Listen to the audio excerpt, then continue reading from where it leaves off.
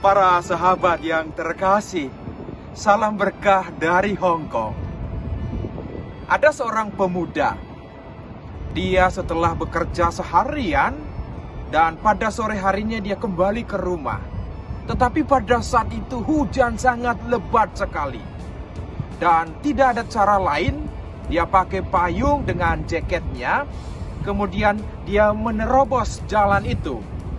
Tetapi sampai di pertengahan jalan, matanya tertuju kepada seorang perempuan tua yang setiap hari itu membersihkan tempat sampah yang ada di sekitar situ.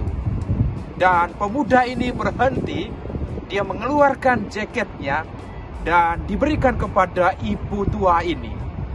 Lalu ibu tua ini melihat sang pemuda karena kecapean dan di situ ada sebotol air. Dan kemudian dia berikan air itu kepada pemuda itu. Dan orang-orang yang ada di sekitar situ, mereka tersenyum sekali menyaksikan pemandangan yang begitu indah. Sang pemuda tersenyum dan ibu tua juga itu pun tersenyum. Itulah kehidupan. Kehidupan yang senantiasa saling memberi. Dan ini sangat indah sekali. Di dalam Injil Lukas, bab 16 ayat 19 sampai 31. Kisah tentang seorang yang kaya sekali dengan Lazarus yang miskin. Lazarus sudah berada di depan pintu meminta sesuatu untuk makan. Tetapi orang kaya ini tidak menghiraukannya. Dan kemudian Lazarus mati. Dan beberapa saat kemudian orang kaya ini juga mati. Dan orang kaya ini di satu tempat dia merasakan kesakitan dan dia angkat muka, ternyata si Lazarus bersama dengan Bapak Abraham. Karena menyaksikan itu dia meminta air, tetapi Bapak Abraham sudah sangat jelas bahwa semasa hidupmu kamu berfoya-foya. Dan pada saatnya Lazarus menikmati hidup demikian. Tetapi kemudian bagaimana permintaan dari sang kaya ini? Kalaupun demikian, masih ada ayahku dan saudara-saudaraku ada 5. Ingatkan mereka supaya mereka tidak masuk ke tempat ini. Tetapi Bapak Abraham sudah sangat jelas mengatakan ada kesaksian Musa dan para nabi.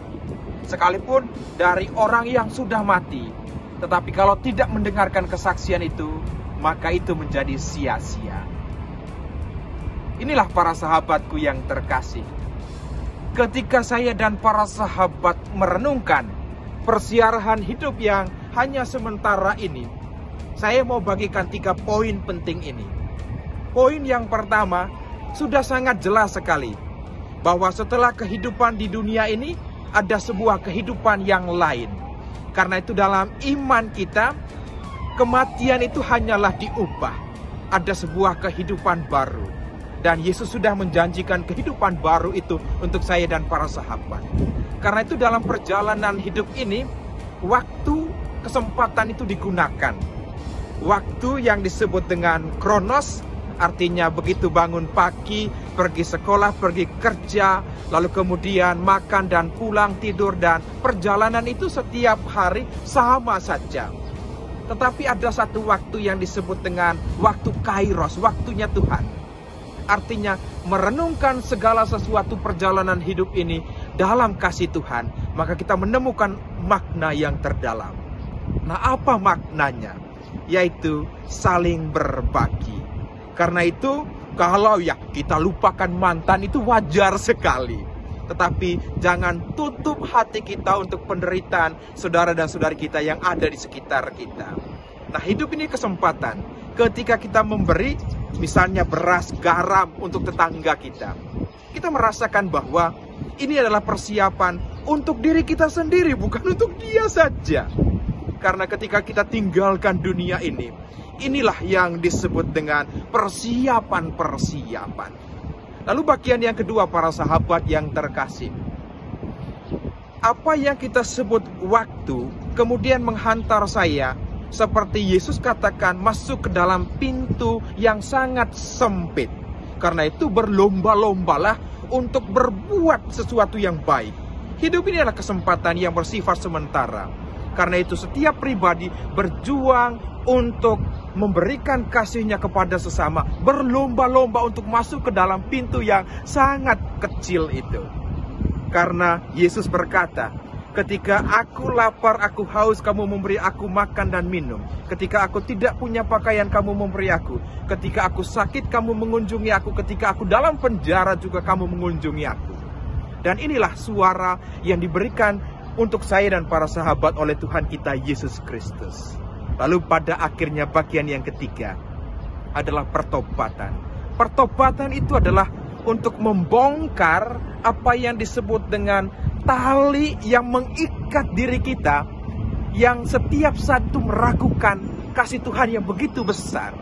Karena itu ketika kita membuka, ada sebuah kehidupan baru di sana. Kehidupan baru, apa yang saya sebut adalah hati yang bersyukur. Orang katakan hati yang bersyukur itu adalah obat. Benar para sahabatku yang terkasih. Obat di mana kita merasakan bahwa di tengah perjalanan kesulitan hidup ini, ketika kita mengucap syukur, ada sebuah hati di situ. Dan kita percaya ungkapan syukur itulah yang kita berikan untuk Tuhan dan untuk sesama. Dan kemudian ungkapan syukur itulah bagian dari perjalanan iman.